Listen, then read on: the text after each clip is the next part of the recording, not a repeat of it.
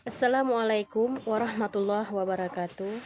Perkenalkan, nama saya Arda Heti dengan NIM 0440375529 dari Prodi Ilmu Administrasi Negara.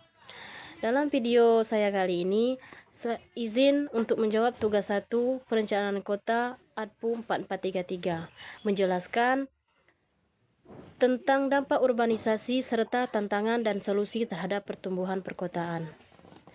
Dijelaskan bahwa urbanisasi adalah proses perpindahan penduduk dari wilayah desa menuju perkotaan untuk menetap di sana dalam kurun waktu tertentu. Terjadinya urbanisasi dapat membawa pengaruh terhadap kehidupan di kota dan pedesaan, baik itu dampak positif maupun dampak negatif. Dampak positif urbanisasi bagi perkotaan ada beberapa, yaitu pandangan yang positif terhadap urbanisasi. Melihat urbanisasi sebagai usaha pembangunan yang menyeluruh, tidak terbatas dalam pagar administrasi kota.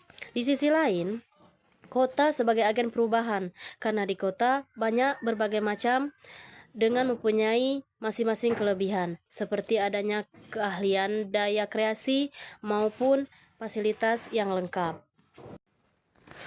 Tanggapan lain adalah bahwa kita tidak mungkin membayangkan bagaimana pertumbuhan dan keadaan kota sekarang ini, dan juga pusat-pusat industri di dunia lainnya bisa tercapai apabila tidak ada urbanisasi kelompok.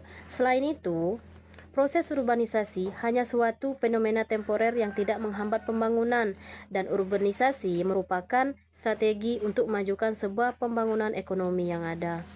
Sebaliknya, dampak negatif dari urbanisasi perkotaan. Di Indonesia sendiri, permasalahan urbanisasi sudah ada sejak lama.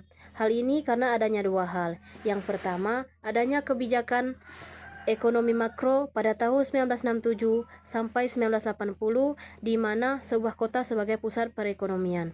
Yang kedua, kombinasi antara kebijakan substitusi impor dan investasi asing di sektor perpabrikan yang justru memicu polarisasi pembangunan terpusat dan metropolitan Jakarta. Yang ketiga, penyebaran yang cepat dari proses mekanisme sektor pertanian pada awal dasawarsa 1980-an yang menyebabkan kaum muda dan para sarjana tidak mau menggeluti dunia pertanian atau kembali ke daerah asal. Arus urbanisasi yang tidak dapat dikendalikan juga akan dianggap sebagai rencana pembangunan yang rusak dan menghambat adanya fasilitas perkotaan. Akibatnya akan terjadi kriminalitas yang meningkat dan turunnya kesejahteraan yang ada. Contoh permasalahan bagi wilayah perkotaan, yang pertama, persentase pengangguran akan meningkat karena tidak terserapnya penduduk desa oleh lapangan kerja yang ada. Misalnya, banyaknya sumber daya manusia yang rendah sehingga tidak masuk ke kualifikasi lapangan pekerjaan yang sedang dibutuhkan. Yang kedua, tingkat kepadatan dan jumlah penduduk di kota yang semakin meningkat dengan cepat. Yang ketiga, tingkat kriminalitas yang tinggi. Dan yang keempat, terjadinya permukiman kumuh, contohnya di sekitaran kereta api yang dihuni oleh beberapa penduduk, urbanisasi. Mereka kurang mendapatkan kehidupan yang layak di perkotaan. Dan langkah-langkah cara agar dapat dilakukan agar urbanisasi tetap bisa terkontrol.